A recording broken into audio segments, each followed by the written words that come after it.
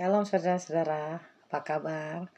Pastinya pada hari ini saudara luar biasa menghadapi segala sesuatu apapun dengan doa, menghadapi segala sesuatu dengan sukacita, dan menghadapi segala sesuatu berserah kepada Tuhan.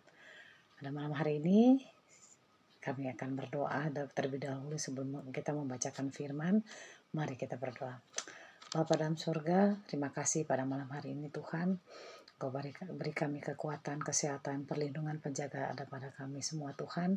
Sebentar kami akan baca firman-Mu, biarkan menjadi rema dan menjadi kekuatan dasar iman kami.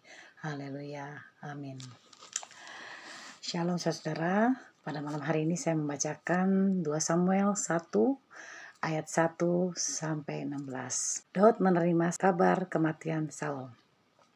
Setelah Saul mati dan ketika Daud kembali sesudah memukul kalah orang Amalek dan tinggal 2 hari di Ziklag. Maka datanglah pada hari ketiga seorang dari tentara dari pihak Saul dengan pakaian terkoyak-koyak dan tanah di atas kepala. Ketika ia sampai kepada Daud, sujudlah ia ke tanah dan menyembah. Dan bertanya Daud kepadanya, "Dari manakah engkau?" Jawabnya kepadanya, "Aku lolos dari antara Israel." Bertanyalah pula Daud kepadanya, "Apakah yang terjadi?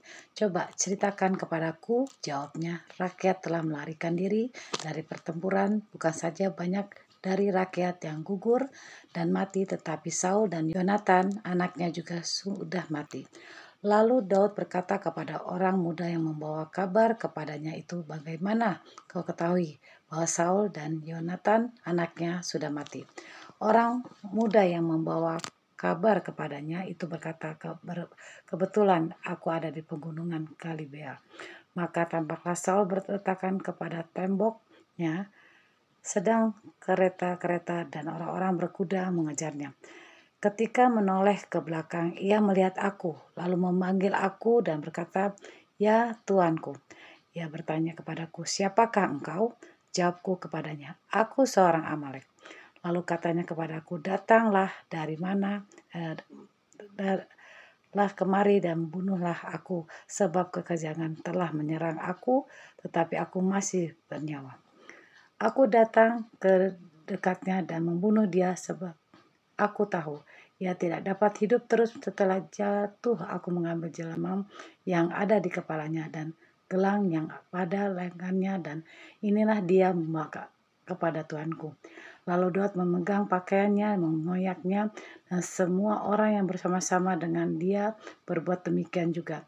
Dan mereka merantap, menangis dan berpuasa sampai matahari terbenam karena Saul, karena Yonatan anaknya, karena umat Tuhan, dan karena kaum Israel, sebab mereka telah gugur oleh pedang. Kemudian bertanya Daud kepada orang muda yang membawa kabar itu kepadanya, "Asalmu dari mana?" Jawabnya, "Aku ini anak perantau orang Amalek."